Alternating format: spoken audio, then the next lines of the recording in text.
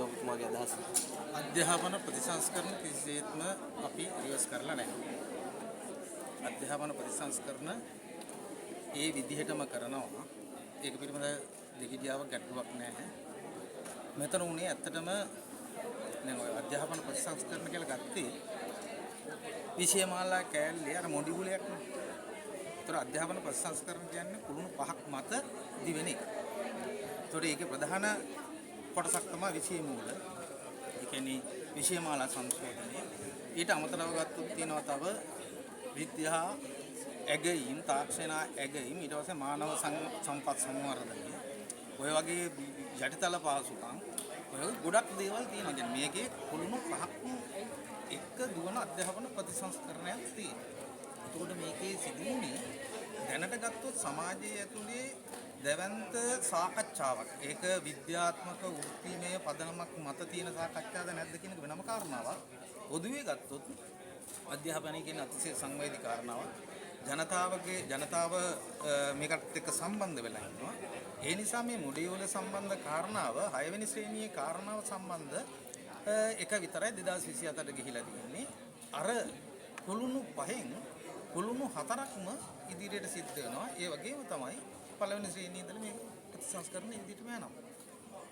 මන්ත්‍රීතුමා දැන් මේ විපක්ෂයේ ඒ වගේම ගුරු සංගම් දැඩි තෝරනාවක් කරාද මෙන්න මේ දැන් 6 ශ්‍රේණියේ මේ රිවර්ස් කරපු මේක 2027 ගෙන් ඡන්දා මේ පේපර් මුද්‍රණය කරන්න මේව කරපු මේ වියදම සෑහෙන වියදමක් කෝටි ගණනක් දීලා තියෙනවා. මේක කාගෙන්ද අය කරන්නේ? අගමැතිතුමාගෙන්ද මේක අය කරන්නේ කියලා නෑ. ඒකට ගිය මුදල් සම්බන්ධයෙන් ගත්තොත් එහෙම අධ්‍යාපන අමාත්‍යාංශයෙන් තමයි වර්තමාන ආණ්ඩුව විසින් තමයි වියදම් කරලා තියෙන්නේ. ඒක පිළිබඳ ගැටලුවක් නෑ.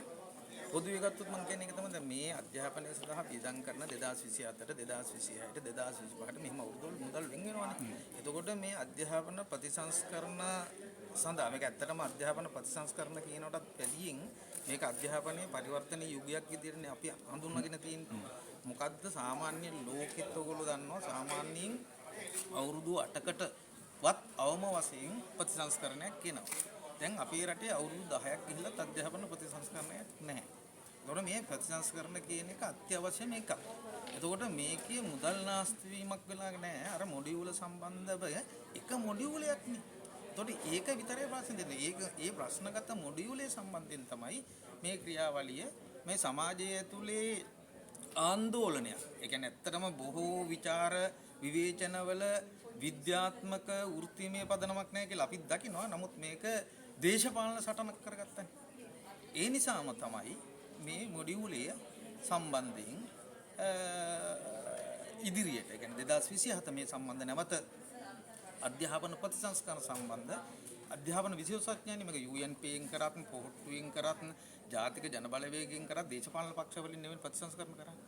මේ ප්‍රතිසංස්කරණ කරන්නේම ඒ රටේ ඉන්න ප්‍රවීණයෝ ප්‍රාමාණික විද්‍යාඥයෝ අධ්‍යාපන ශාස්ත්‍රය සමග ඒ අය හරහා මේක ඉදිරියට කරන යන වැඩසටහනක් තමයි ආණ්ඩුව ඉන්නේ. කිසිසේත්ම ප්‍රතිසංස්කරණ අකුලගෙන නැහැ. අපි අඩියක් තියලා තියෙනවා පස්සට ඒ අර මොඩියුල සම්බන්ධයෙන් අපි තව පියවර දෙක තුනක් රටේ ජනතාව දැනුවත් කරලා දෙමව්පියෝ දැනුවත් කරලා මේක ඉස්සරහට කරගෙන යනවා. ඔබතුමා මොකද අධ්‍යාපන